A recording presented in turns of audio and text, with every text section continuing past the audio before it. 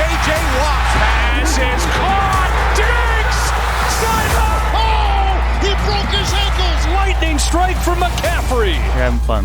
We get to have fun here. This is what it's all about.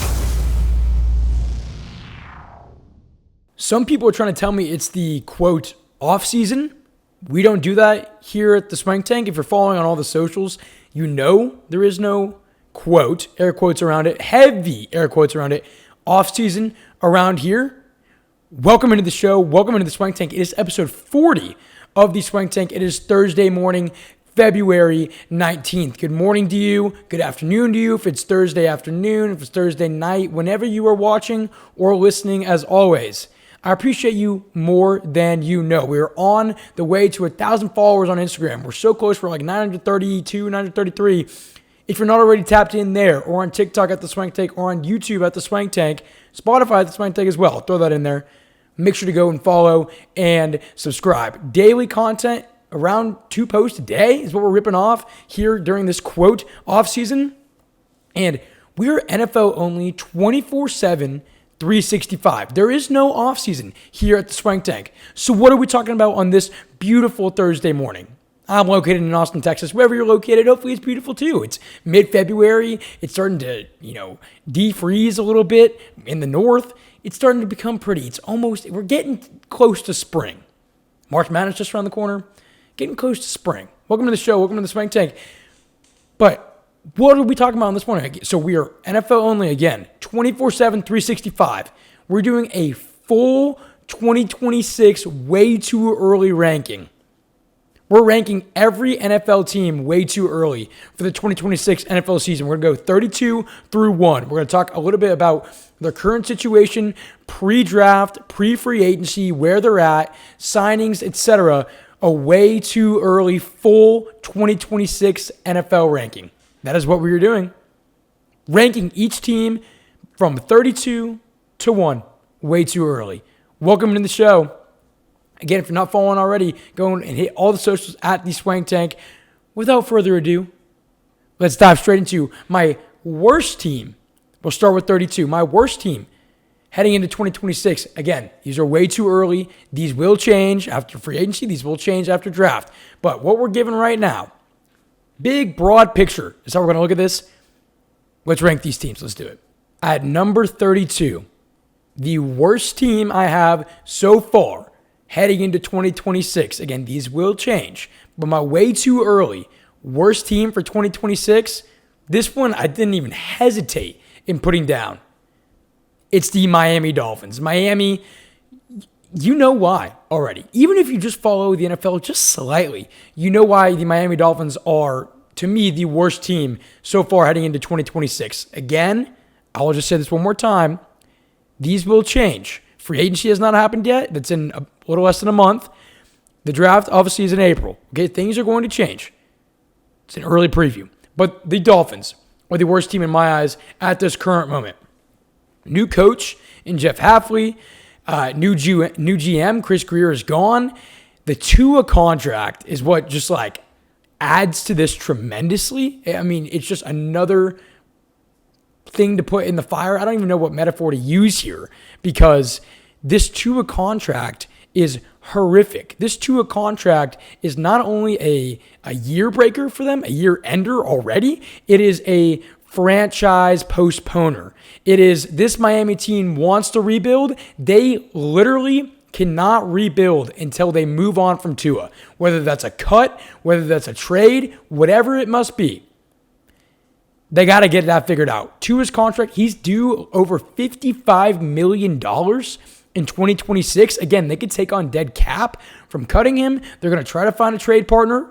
I'm going to guess they're not going to unless they take on 3/4 of the cap itself. The Tua situation is really just a dagger for the Miami Dolphins. Will they get it figured out? Only time will tell. But the contract's way too big. Tua's too big of a liability. He's too big of a risk for teams to really take a full, quote, chance on.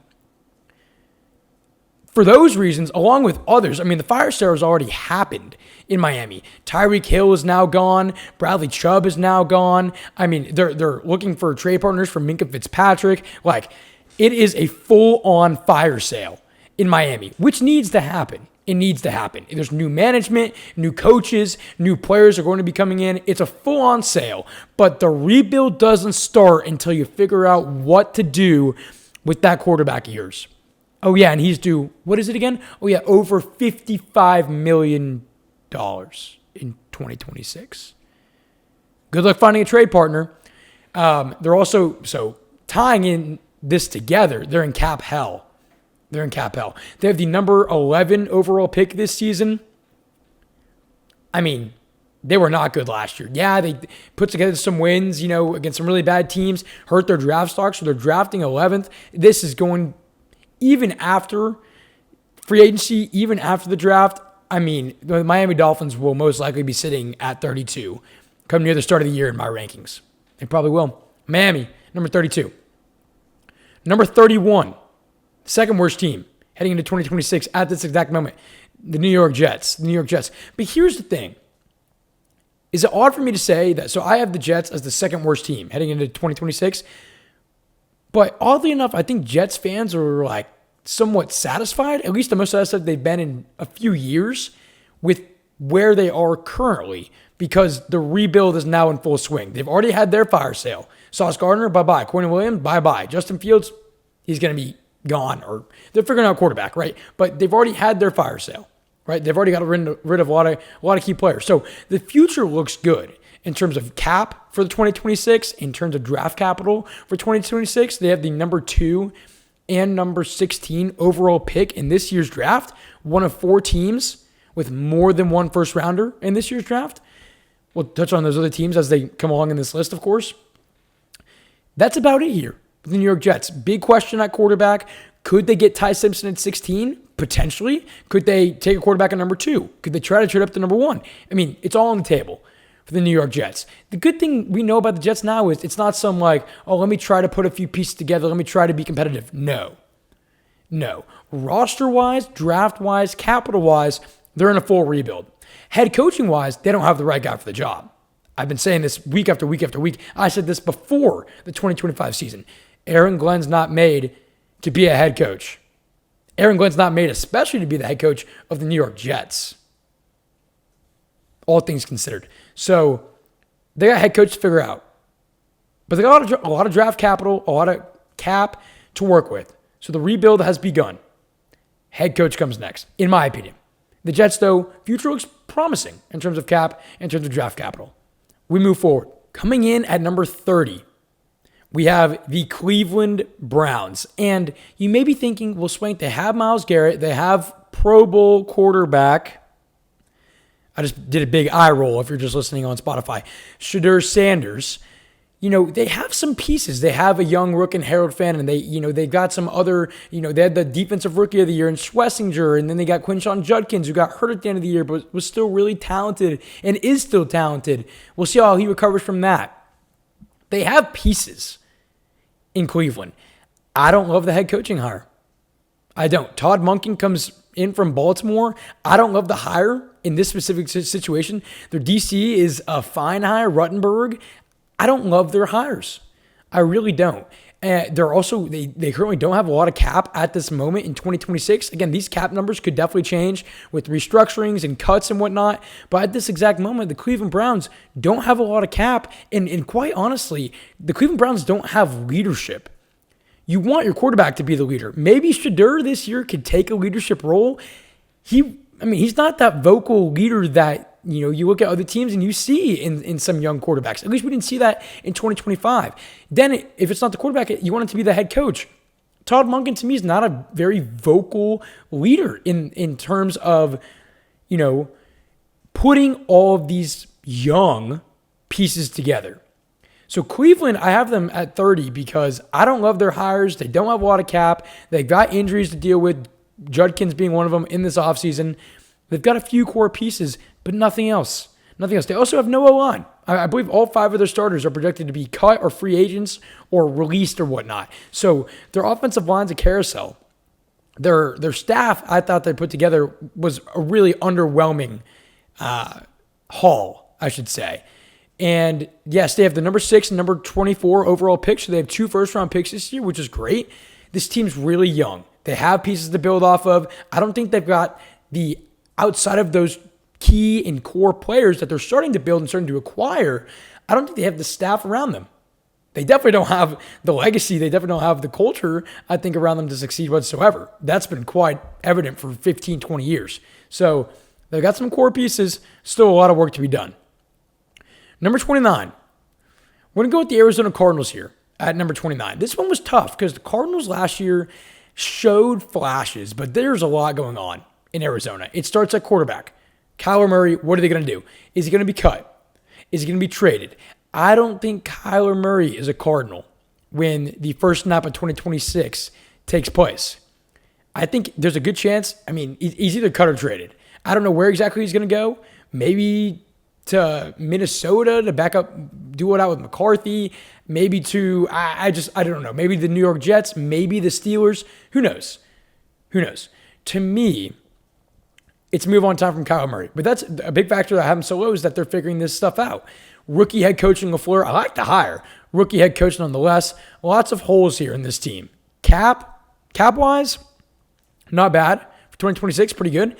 Draft stock-wise, pretty good as well. In 2026, they have the number 3 overall pick in this year's coming draft. They get a really high-quality guy at 3, which is fantastic.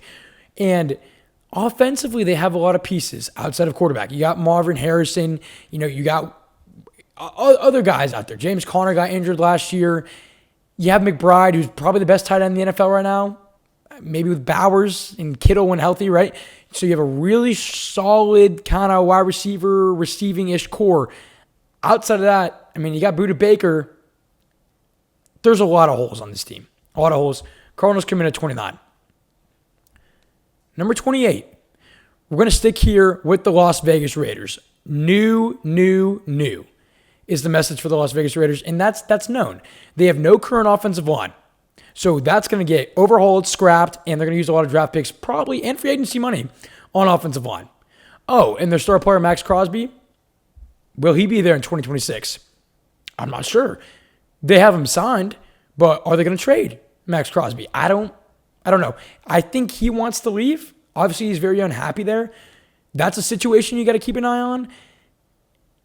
This team is weak in a lot of places. Quarterback, offensive line, defensively, they actually weren't horrible last year. Secondary-wise, they were not very good. So they have a lot of holes to fill. A lot. You bring in your new head coach in Kubiak. Love the hiring there. I mean, they're in a full rebuild mode. And they're in a perfect spot to rebuild. They have the number 1 overall pick. Mendoza will be a Raider. So you get the rookie quarterback at number 1. You get the head coach you believe is for the future. I do too. You have Brock Bowers. You have Ashton Genty. Now what? Trenches. Secondary. Culture. A lot still to do with the Las Vegas Raiders. I have them at number 28. Number 27 is going to shock you just a little bit. I have the Pittsburgh Steelers at number 27. So that is what? 28, 29, 30, 31, 32. The 6th worst team heading into 2026. A lot of people probably aren't going to like that. They're probably not going to like that because the Steelers have always been a 500 team or above, right? Tomlin's gone. Who'd they bring in? McCarthy. Don't love the hire whatsoever. I have the Steelers very low. That being one of the main reasons. Don't love the McCarthy hire. That's a really old team. What are they doing at quarterback? Are they bringing Rodgers back? Yeah, they probably are with McCarthy there now. He should retire. He should hang him up. So they've kind of got a quarterback issue. Their team is very old. They do not have a lot of cap. I mean, they have good draft capital. They do not have a lot of cap at the moment, or not that much at least. It's going to be a culture shock of a year for the Pittsburgh Steelers. I don't think the fans or really people around the NFL that follow are really ready for the Steelers to take that big step backwards. They're so acclimated and so used to the standard in Pittsburgh being we are a 500 or above team and that's it. Well, that guy's now gone. I mean, the past 2 decades of the Pittsburgh Steelers is now gone. You bring in a guy like McCarthy, you now keep 40 whatever, 5, 6, 4-year-old Aaron Rodgers who should really retire. You have a very old roster, I believe the 2nd oldest in the NFL. You don't have a ton of cap space to work with. I think it's going to be a culture shock across the board for the Pittsburgh Steelers in 2026. So I have them as number 27 in my way too early power rankings going into 2026. At number 26, the Tennessee Titans. Let me start off by saying their hirings were fantastic. Fantastic. They were absolutely unbelievable. Love the hires. The all bald hires, by the way. If you have not seen, I believe like 9 main figures of their coaching staff now are bald. That includes Saleh. That includes Dable, of course. They're all bald. They're all bald. I don't know why or how. Kind of cool. But I love their hires. I love them. But they're still going to come in at 26 because tons of work to do. They have the quarterback. They have Jeffrey Simmons. That's it. That was a dramatic pause because I didn't want to continue. That's it. They don't have a wide receiver 1. It's not Calvin Ridley. I can tell you that. They don't have a running back 1. I mean, yeah, Pollard was pretty good in all honesty. But do you view him as your back in 2 to 3 years to be an RB1? Probably not. Your offensive line, not great either. Defensively, yikes. Like, they have the quarterback. They now have the staff. And you got that 1-star defensive player. So skill-wise, they have a lot of work to do. Other teams aren't really in that position. There are some, but not like a ton. The Tennessee Titans have a lot of skill work to do. The skill work can come, right? With draft capital, they have the number 4 overall pick. That's great. But it's hard for them to develop without the right people around them. The Titans have done a really nice job in bringing in what I believe is to be one of the best hauls of staffing in this offseason. So they come in at number 26. They have a ton of cap. They're going to have like over $100 million in cap. So this is a team that is kind of set up in a little sense, just a bit, like the New England Patriots of last year. A lot of cap space, a brand new culture coming in, the quarterback going into year 2 now and Cam Ward. I am by no means saying the Titans are going to pull a 2025 Patriots. In no way saying that. But you can see the similarity a little bit. Just a little bit. Interesting. They come in at number 26 in my power rankings. Way too early. Number 25. Might shock you just a bit here as well. So the Steelers at 27. But guys, the parity in 2025 makes this list very hard. Very early, right? Especially before free agency. Number 25, this is a team that hasn't won the division, I believe, in like 11 years-ish. The Indianapolis Colts. I expect a big step back from the Indianapolis Colts, relatively speaking, in the 2026 season at this exact moment. Huge quarterback issue. Daniel Jones, not only is he a free agent, he tore his Achilles, so he won't be ready to go nearly for 2026. Anthony Richardson, the high draft pick from just a few years ago, supposedly on the trade block, maybe he gets cut. They're going to try to trade him, most likely. What do the Colts do at quarterback? Do they draft a quarterback this year? Oh, wait, they don't have a first-round pick this year. Oh, wait, they don't have a first-round pick next year either. They traded away 2 firsts for Sauce Gardner, who then gets hurt, misses time. So at one point last year, this was one of the best teams in the NFL. To the first 8-9 weeks, this was one of the best teams in the NFL. They decided to gamble and go all in. They shoved all their chips into the middle and said, Sauce Gardner, come on home, and you're going to bring us to the promised land. That definitely did not work out. And I didn't mind the trade at the time, but now when you go and do that, you put yourself in a position where you're liable now, right? Because Sauce Gardner is now injured. Now you just kind of, throw your hands up like, now what? Your quarterback goes down. Like now what? They didn't really have the depth to continue to carry them across the finish line. Of course, injuries, you can't predict those, right? Never can. But when you push all your chips in the middle, like the Colts did with Sauce Gardner, and then stuff like this happens, it can screw you for years to come. So the Colts have a quarterback issue. They have studs, they have stars. They have Taylor, they have Pittman. They have defensive players as well. They're really good. But quarterback issue. Major. And is Shane Steichen the guy? Let me ask you, is Shane Steichen the guy? The way they ended the season, yes, you bring in Phillip Rivers. I understand the injuries. I understand it. Do you think Shane Steichen can legitimately carry the Colts to a deep playoff run? Maybe not even this year, maybe next year or the year after. I don't view Shane Steichen fully yet at this exact moment as the guy in Indianapolis. I understand you don't control injuries. I understand all that stuff. I haven't seen anything that's fully proven it to me yet. I haven't. What's there to prove? They haven't won the division yet with them. Oh, but the quarterback situation. Okay. That slightly falls on him in a sense. I mean, he's that coach. He helps GM make decisions. Like, I don't know really what else to say. They have decent cap. They have very bad draft capital. They don't have a first-round pick this year. And obviously the quarterback situation is just a huge dagger, I think, in their season. I think the Colts regress. I think Steichen could potentially be fired. And again, this is in February. Things can change. But I think the Colts take a step back in 2026. All right. Number 24. Let's go with the Washington Commanders. Again, this is a way too early 2026 rankings. I said this before last season as well. The Commanders, I don't know about their culture. I'm confused about their culture because Dan Quinn, he feels like kind of a culture guy. You go and make all these moves in the offseason. You go and get Laramie Tunsil last year, and you bring in Deebo Samuel last year, and you're expected to be not only locked and loaded, but like locked and ultra loaded. Going and making these moves. You have Scary Terry already. You got some decent defensive pieces, but they're kind of old. I mean, the team is old all around. Like, they're the oldest team in the NFL.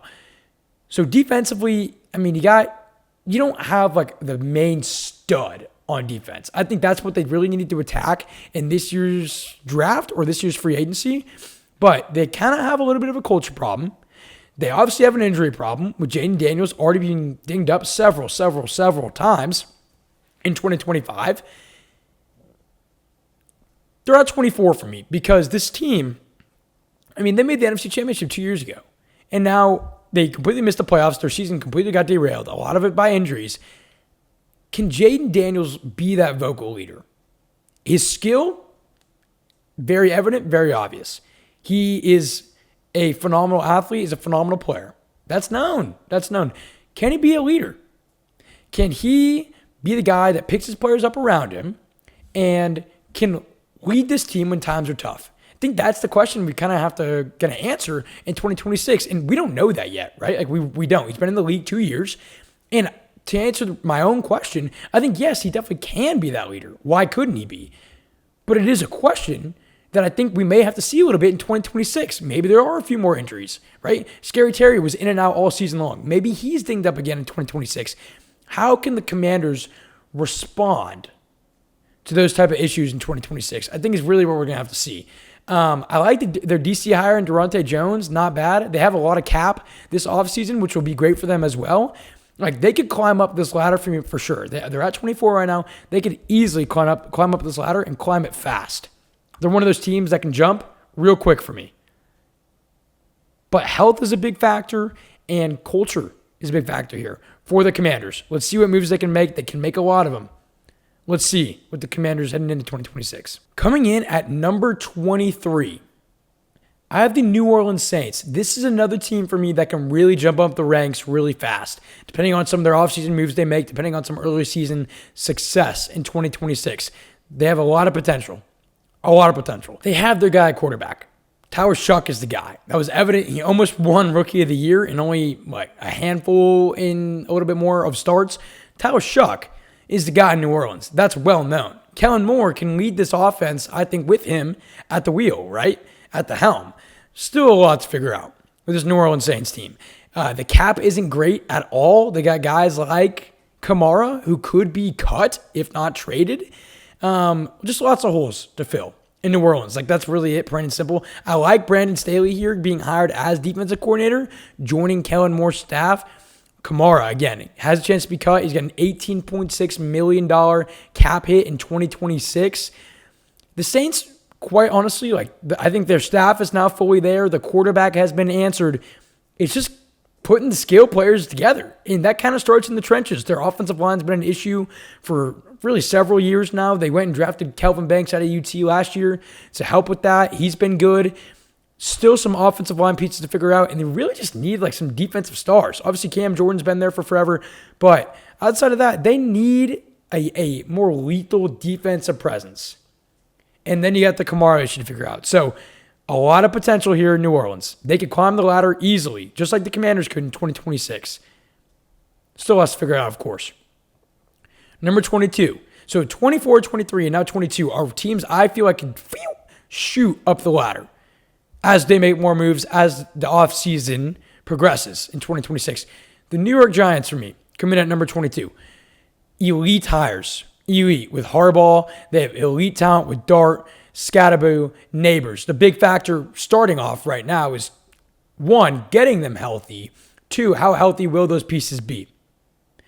Harbaugh, again, phenomenal hire. Might take him some time to kind of get acclimated with those pieces, with that new system, with that new core, with that new culture in New York. So out the gate, I wouldn't expect them to come out firing, especially with the injuries they have.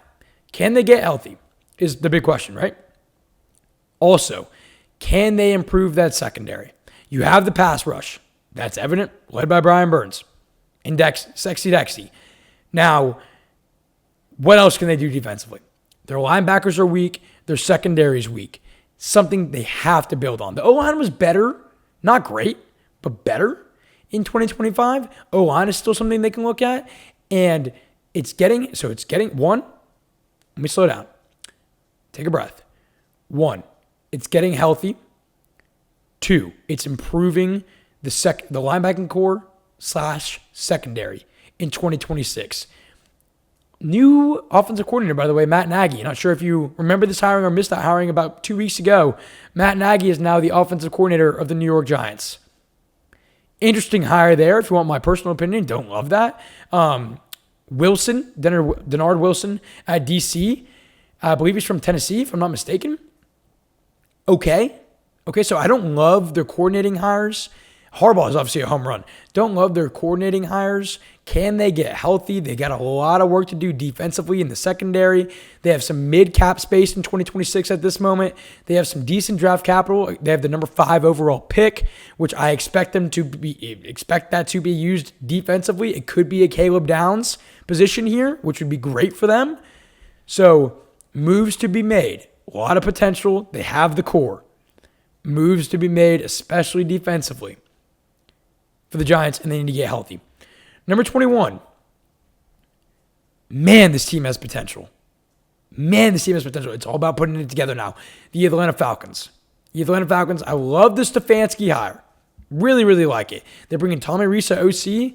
Don't mind that as well. Has a lot of experience in a lot of different places. Collegiate and a little bit now in pro. They have elite weapons. Bijan, Drake London. If they re-sign Kyle Pitts. I mean, Algier behind him, who I'm not sure if he's going to be staying, is another weapon that's currently still there. The Atlanta Falcons offensively have so many pieces. But you look at quarterback. Can Michael Penix become a more consistent player? Can Stefanski help him get there? Can Tommy Rees help him get there? Maybe so. But it's definitely a question you have to ask yourself with this Atlanta Falcons team. Outside of these things, they have like the worst draft capital, essentially, of any team in this draft.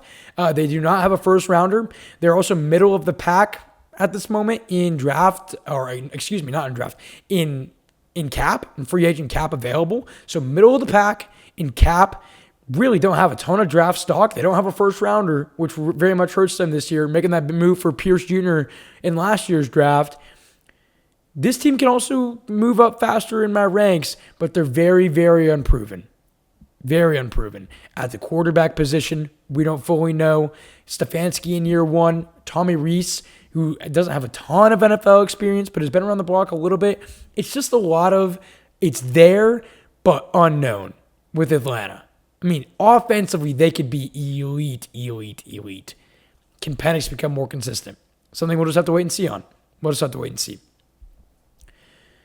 Okay, let's move forward. Number 20. The Dallas Cowboys. We know the deal here. We're not going to spend too much time on this. We know the deal here. Are they going to re-sign Javonte Williams at running back? Maybe so. They want Pickens to be tagged. Okay, so that's handled. So they got Dak. It's handled. They need to move some money around with Dak's contract. That's known. Maybe with Lamb's contract too. But you got Pickens, you got Lamb, you got Dak. You're probably going to re-sign Williams. Your offensive core is there. Bolster up the O-line, and obviously, the main issue, maybe the biggest issue of any team going into 2026, of all of them, the Cowboys defense. You bring in a guy, you have some defensive pieces there. Let me rephrase. You bring in, Williams from the Jets. Okay, That's great. What else? You got, a guy in Deron Bland who's missed a lot of time here and there, who's shown a little bit of flashes. Diggs is no longer there, right? He went to Green Bay. I believe now he's a free agent too. Secondary needs a lot of work. The Dallas defense as a whole needs a lot of work. So defensively, they need upgrades all over. Right now, they're currently in a bad cap spot. They're going to have to restructure some things to make some moves. That includes Dak's contract. They do have 2 first-round picks, though. They draft at 12, and they currently draft at 20 as well. So they've got some good first-round draft capital. Such an interesting spot. It's got to be used on defense, as almost all their picks. Got to be used on defense. I think they will. Also love their defensive hire, their DC of Christian Parker coming over from the Eagles. I think that's sneakily one of the best hires of this cycle. So they get the new DC, to get some new blood in there. Shoddy could be the guy to lead him there. I mean, you love his passion. You love his fire. You love the way he interacts with his players. The defense is obviously just the main figure to figure out in Dallas. They can use those 2 first-round picks to bolster that up. But they need cap to be freed. How do you do that? Some reconstructing going on over there. Some figuring, moving things around. I'll just say that. Cowboys come in at number 20. Number 19, we have the Minnesota Vikings. They have one of the worst cap ranks of 2026. Not quite sure where all that money's tied up in, but at this exact moment, not great amount of cap. They do have some decent draft capital. They need cornerback badly. Secondary is kind of their main issue at this exact moment. But we all know why I have them here slotted at number 19. It's because of P48. If you don't know who P48 is, that's one of our first nicknames on the show that happened back in like September. It's a show nickname. If you don't know who P48 is, I'm sorry, you got to go figure it out. But I think you can assume who I'm talking about. This team will go essentially, they have some pieces to still fill, especially in the secondary. This team will essentially go as far as P48 will take them. Can he become more consistent? That's the big question with Minnesota. So at this moment, I have them at 19. Pretty simple there. We move forward. Number 18 in my power rankings, too early for 2026. I have the Buccaneers. Now we're starting to get into some teams that really are capable of making some noise, but the parity is so consistent. There's just so much of it. It's hard to rank these teams currently, in February.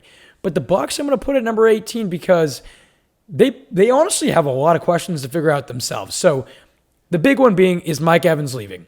I think so. Mike Evans has stated he will play in 2026. Mike Evans has stated he will test the free agent market. I think he leaves. I think they lose Mike Evans. And I think they're okay with that. They don't want that. But I do think they're okay with it. They do have Egbuka, obviously. They have Chris Godwin, if he can stay healthy and recover from that major injury in 2024. Evans leaves, I think. That's a big loss for them. I think they have to kind of let it happen. We'll see. But Evans is probably gone. Dean and Levante David are free agents as well. They got to figure that out. Todd Bowles is still there. He was on the hot seat last season. Did not get fired. They're going to continue to roll the dice with him. Alongside that, they go and hire offensive coordinator Zach Robinson from Atlanta. I don't like what they're doing at all in Tampa Bay. Don't love the OC. Don't love the head coach. Mike Evans is leaving. You got some major free agents to re-sign. It is a sneaky and non-talked about enough disaster in Tampa Bay. They have some unbelievable talent and unbelievable players. Egbuka, Godwin, Baker himself, right? Like Bucky Irving, phenomenal. Sean Tucker, pleased. Like, they have pieces. I don't love what they have around those pieces. So the Buccaneers worry me going into 2026. We move forward. Coming in at number 17, almost directly in the middle of the pack, it is the Cincinnati Bengals, and I will not move them up until Zach Taylor gets fired. Swank, why are you being so hard on Zach Taylor? What are you talking about? Why are you leading off this quick little Bengals segment with Zach Taylor needing to be fired? Because it's time. It should have been last year. What has Zach Taylor done? Actually, let me take one step back, and I will restart this quick little part. Zach Taylor led the Bengals to a Super Bowl. Since then, what have the Bengals done?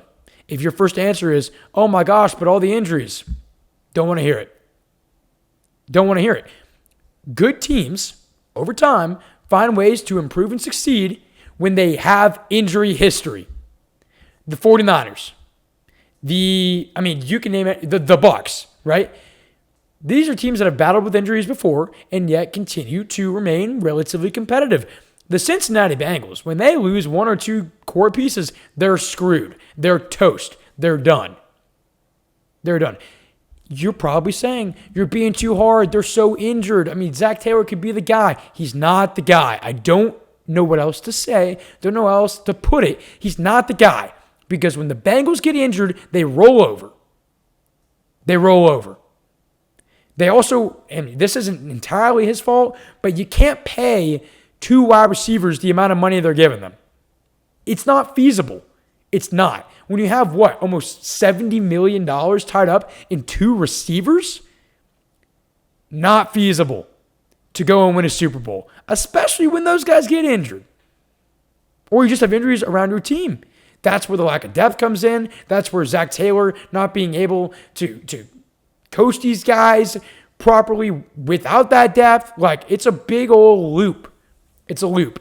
And it starts at the very tippy top with Zach Taylor, and it boils down to the contracts, it boils down to the injuries, it boils down to the depth. Bengals have some issues. They're going to sit there basically all offseason for me. And so, look, they have some decent draft capital, which is good. The cap space is fine. They need O-line. They need safety. Caleb Downs at number 10 is looking very enticing for them. If he's still there, he's probably not. They need defense. But Zach Taylor's got to go. That's my opinion there. All right, let's keep this episode rolling here. We have now made it to the front 16. We are at 16. We're at the halfway point. 16, my team right flat dab in the middle for my way too early 2026 power rankings. 16, we have the Kansas City Chiefs. And I think this is a perfect spot for them, given the Mahomes injury, given the now recent, even more recent, Rashee Rice news, some uncharacteristic things going on in Kansas City, and we'll see how they recover from these things. So the Mahomes injury, how will he fully recover this offseason? Hopefully he's ready by week 1. It's an unknown at this moment. Rashee Rice has a lot of allegations, a lot of off-field issues going on as well. Travis Kelce, is he returning? Is he not? If he returns, how productive will he be? There's a lot of things, a lot of new variables that the Kansas City Chiefs have really not had to deal with in quite some time.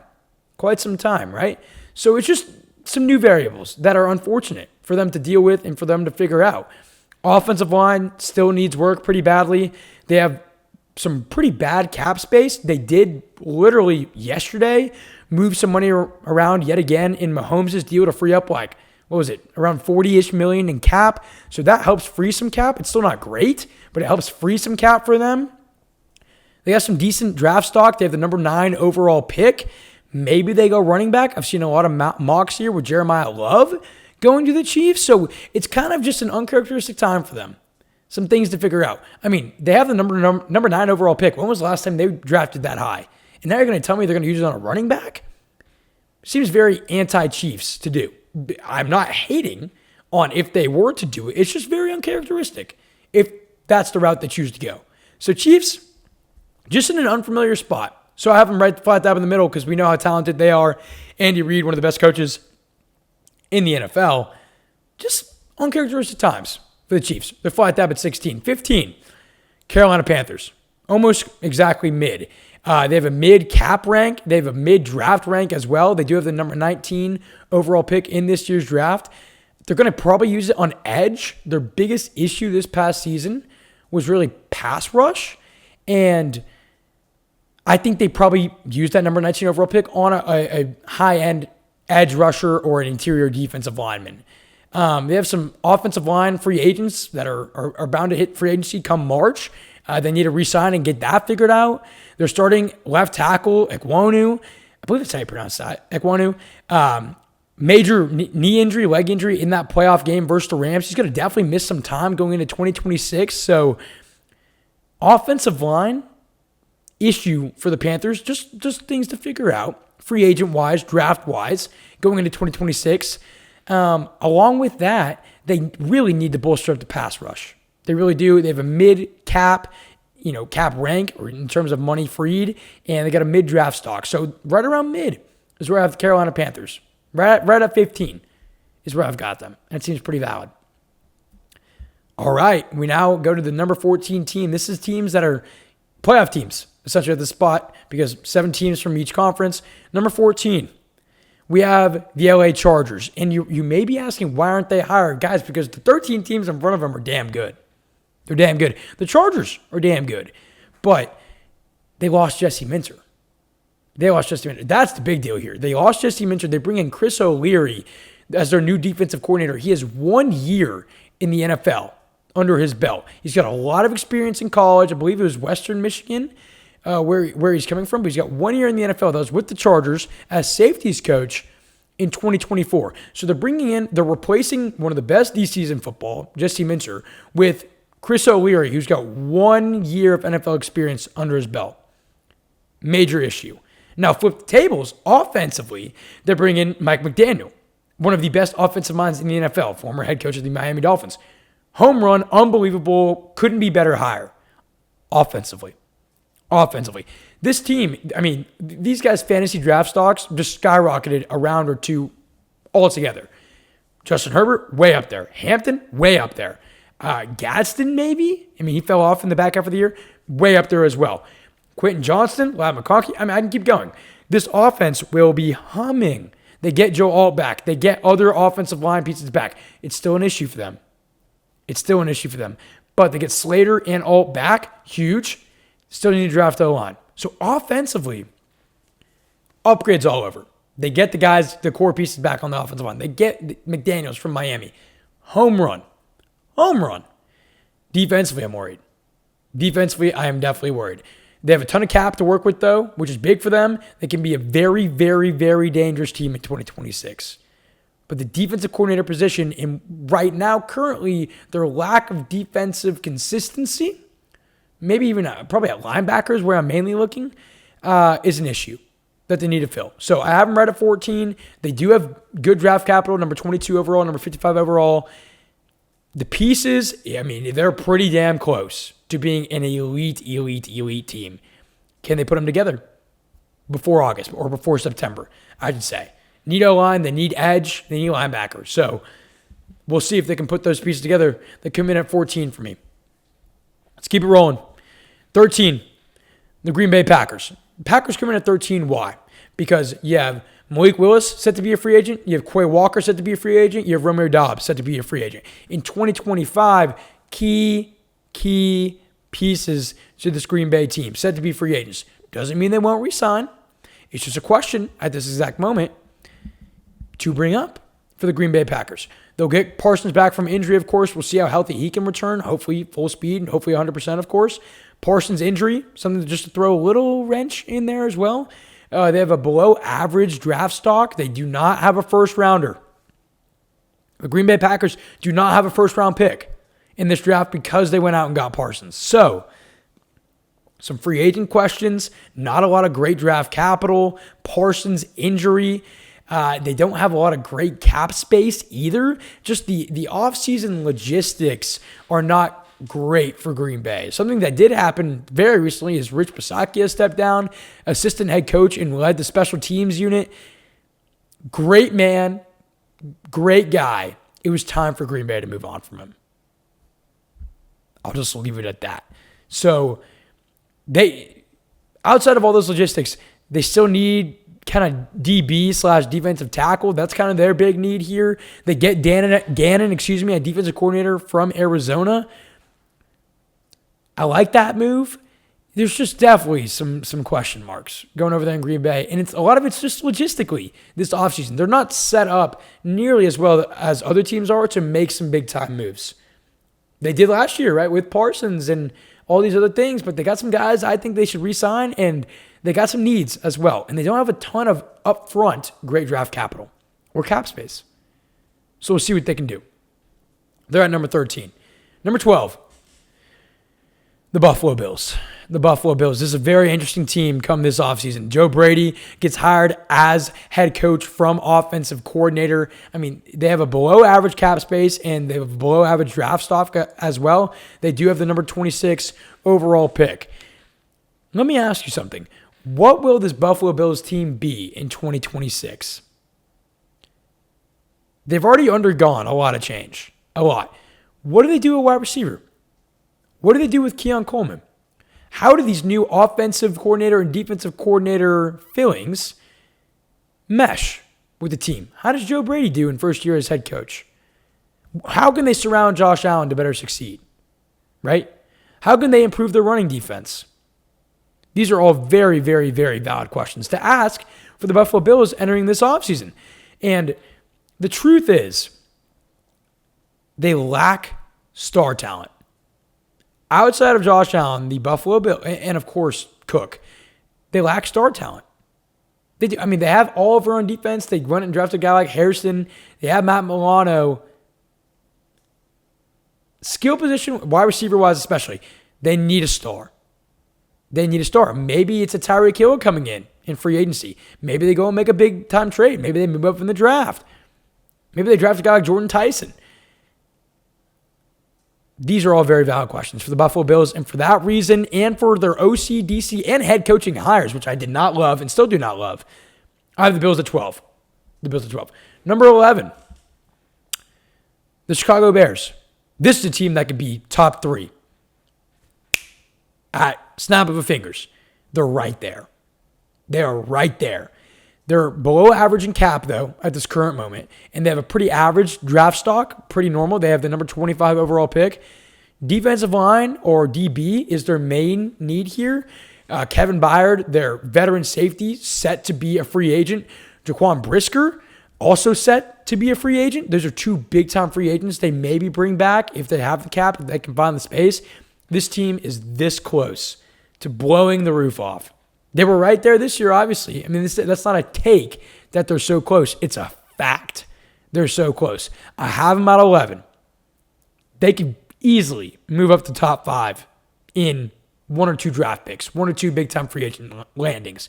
Do they go and be aggressive to go and get that defensive line piece they need in a Max Crosby, right? I think they're going to make a splash at D-line or D-end. I do. Whether it's draft, whether it's free agency, a big-time splash. Right now, they're at 11. They can easily move up. Just fast and easily. They're right there. We all know it. We have made it to the top 10. Coming in right at number 10, the Houston Texans. Not a lot of current cap to work with. They do have solid draft capital. They have the number 28 overall pick. They have 2 second-rounders as well. They also don't have a ton of major free agents to re-sign. A few offensive line pieces, a guy like Christian Kirk, a few defensive line pieces. Nobody major to re-sign, especially, defensively. Yes, D-line, but outside of that, nobody really that big. So they've got good draft capital. They don't have too much to worry about in free agency people leaving. A few, but nothing major. So the core is remaining. The pieces are remaining. The question just is, there's 2. 1, offensive line improvement. And defensive interior line is something they need. Offensive line improvement, major need. Number 2, simple as can be, right, is CJ Stroud the guy. That's it. That's it with the Houston Texans. This team will remain, for the most part, the same.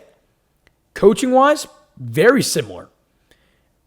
Nick Caley's still there. D'Amico's leading the defense. D'Amico's obviously still the head coach. They still have Nico Collins. They still got Will Anderson. They still got Derek Stingley. They still got Kamari Lassiter. I could keep going. This team will be very similar in 2026. Can they improve the O-line? But can CJ Stroud be the guy? That's it with Houston. And that's why I have them at 10 and not higher. We'll see. Number 9. The Baltimore Ravens. This is a team that struggled heavily in 2025. It's a team that will take a leap in 2026. That's a guarantee. Jesse Minter, head coach now for the Baltimore Ravens. One of the best hires of the entire cycle.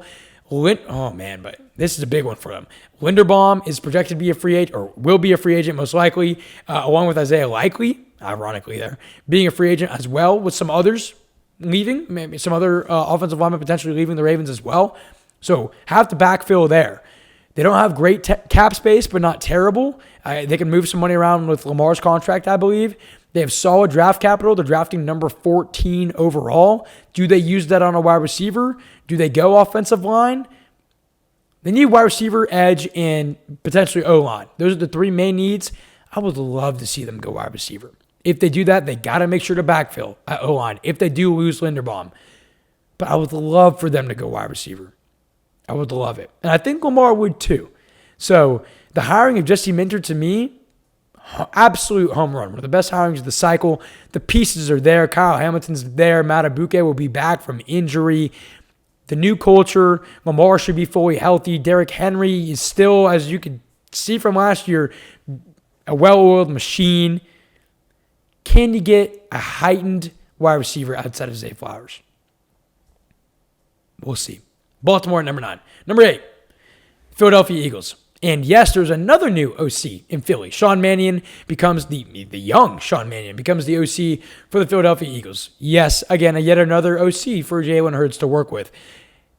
The thing with the Eagles is they have some major guys hitting free agency. Dallas Goedert, Blankenship, Phillips, who they traded for, I believe, last year, are all set to be free agents who will take up a good amount of money if they want to bring them back. They have decent cap. They have decent draft capital. They're drafting 23rd overall. Outside of all of that, the A.J. Brown situation. Does he stay? Does he get traded?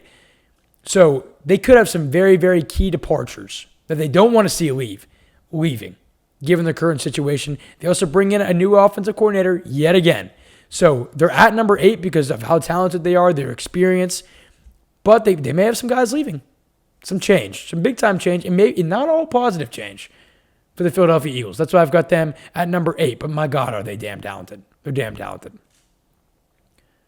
At number 7, the Denver Broncos. You may be thinking, why aren't they a little bit higher? Here's why. Number 7, free agents. They have guys like Singleton, Strand, Dobbins being free agents. Nothing crazy, but those are some pretty decently core pieces there. They have some decent cap, and they have a fine draft stock. They're drafting number 30 overall. They need tight end. I've been seeing Kennedy Sadiq out of Oregon could be falling to them at 30. Would love that draft pick. It would be, the guy for Sean Payton to be that, quote, joker that he likes to use at tight end, who we thought would be Evan Ingram this year. Didn't really work out. It's just nothing major this offseason for Denver, which could be a good thing. Could be a good thing. They lost a few, more behind-the-scenes staffing guys to some other teams. So they lost some staffing, which could hurt them. And they need, I think that's that running back. They need skill position. They need running back, and they need tight end. You got everything else. The defense is phenomenal. Bo Nix will be healthy. You got Cortland Sutton. You got Troy Franklin. You got some guys all around that can make some big-time plays. Obviously, you got guys like Nick Bonito, Pat Surtain. It's a damn talented team. They're a top 8 team. They're really close to a top 5 team going into 2026. But I need to see them get the skill positions. And they're in a great spot too. Decent cap, decent draft capital. Not a lot going on offseason-wise with the Denver Broncos, which in a lot of ways is a good thing for the Denver Broncos. They come in at number 7 for me. At number 6, we have the Jacksonville Jaguars, and they were my surprise team in 2025. They went 13-4. Taking a look at their cap, they have a below-average cap at this exact moment, and they have a below-average draft stock as well with no first-rounder. They made the move with the Browns to go and get Travis Hunter. They come in at number 6 for me. They have some free agent CBs. Greg Newsome, I believe, is one of them to figure out in free agency. They also may be losing both Devin Lloyd and Travis Etienne. They're set to become free agents. We'll see if they retain those guys. They retained lots of their staff, which is huge for the Jags. This is a very, very talented team, and they're so close to taking that next step to being fully elite. Potential AFC leading elite. They're so close. Definitely some things to figure out, though, with some of those free agents, and no first-round pick does not help as well. So the Jags at number 6. Number 5, we have reached the top 5. I have the 49ers at my way too early 2026 power rankings. 49ers at number 5. They're in a good cap spot and a mad draft stock. They have number 27 overall pick. Cap looks decent, not great. Juwan Jennings is their main free agent. Would not be shocked if they let him walk. Actually, fully expect for them to let Juwan Jennings walk. They already took care of the Brandon Ayuk situation, essentially. They're cutting ties with him. They're taking the dead cap. They're moving on from Ayuk. So Ayuk gone. Juwan Jennings, in my eyes, will also be gone. At 27, I think they go wide receiver. Almost definitely. I've seen Kevin Concepcion from A&M being mocked to the 49ers here in a few different times. Would love that draft pick for them. Health is just the main factor. That's it. No huge free agents outside of Juwan Jennings leaving. Can they stay healthy? We'll see. Do they get wide receiver at 27? Maybe so. They're damn talented, and they're number 5 for a reason. Number 4, New England. Number 4 is New England. Good cap. Decent draft stock at number 31 overall, but Chason, Tonga, and other major free agents. That's really it with New England. Stephon Diggs, got Drake May in year 3. Don't got to pay him yet. Henderson as rookie. Will Campbell, can he make a leap in year 2? Those are some questions, right? Every team's got questions. New England doesn't have many, which is nice. They come in at number 4. At number 3, and they're going to take a big leap for me, and they haven't even obviously done much, as they can't really, in the 2026 offseason so far. The Detroit Lions come in at number 3 for me in my way too early 2026 power rankings. The main reason being is that they hired an offensive coordinator. Drew Petzing comes in as the new OC. It could have been anybody.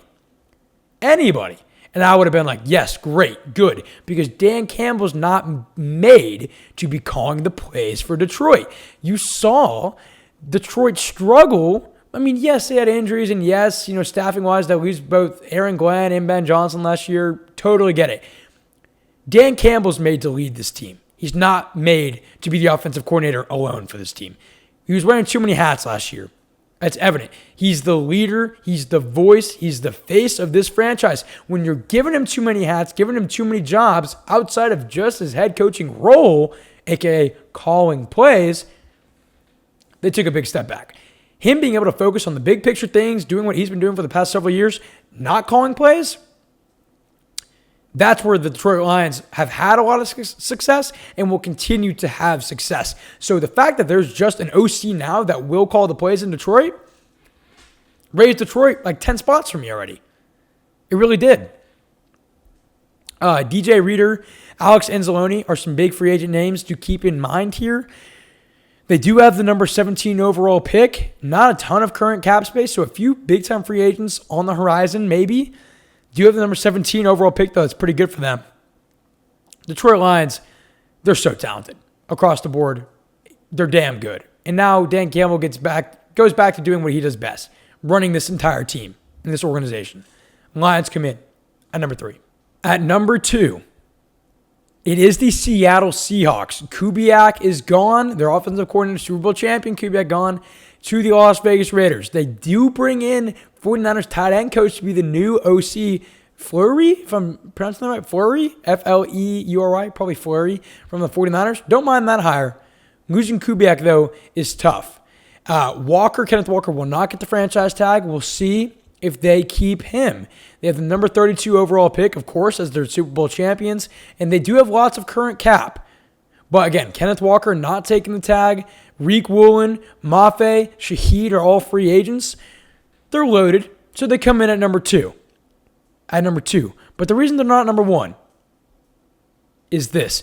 The LA Rams are my number 1 team in my too early 2026 power rankings. And not only are they locked and loaded still, Stafford will come back. Shula remains with the Rams as well. They have lots of cap space. They have 2 first-round picks at number 13 and number 29. Get this. The LA Rams have 2 first-round picks this year. Number 13 overall, number 29 overall.